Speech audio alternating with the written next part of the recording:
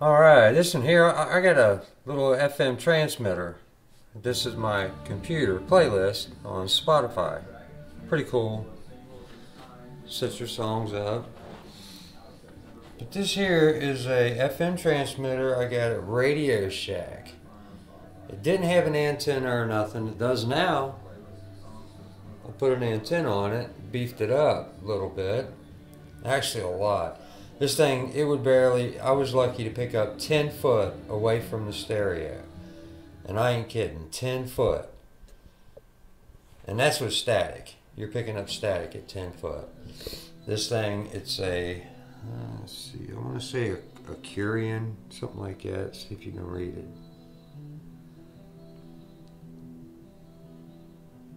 A Curian, I guess, I don't know.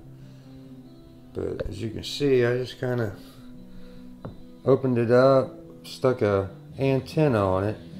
There is a tank coil in these things. It's a, it actually looks like a wire that was rolled around and, you know, something over and over. It's just a loop.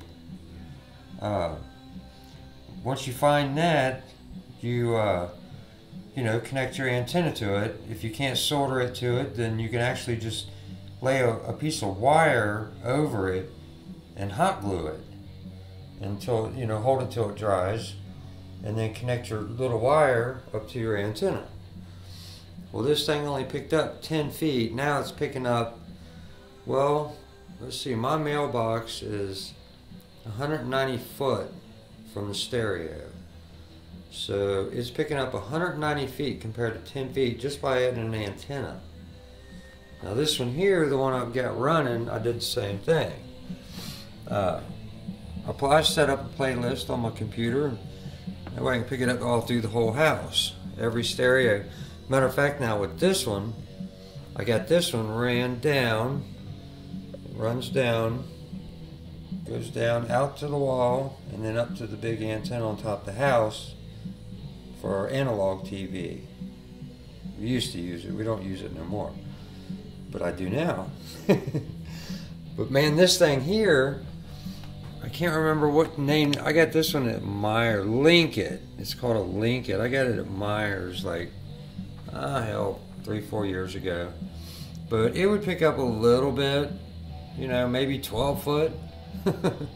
If you take it in your car and you're driving, it would just cut out and all you heard was static. But with this one, I got it ran down, you know, to my computer, like I said. It goes down around the back, you know, down to the house computer. We don't even use it, really, except for this. I'm always on my laptop.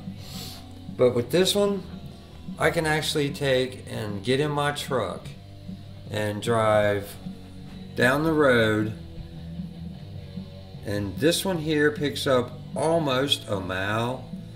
It's a little over 8/10, and I start getting static, and you know, it starts sounding pretty rough. But this one here I beefed up a little bit. Not only did I add an antenna, I added a wire to the battery and beefed it up from 2 AAA to a 9 volt.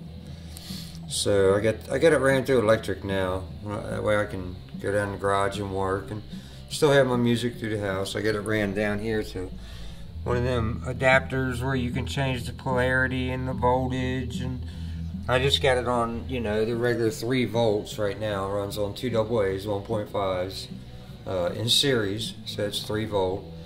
But I can actually run it 9 volt on a battery, not the electric, because you get that 60 Hz hum.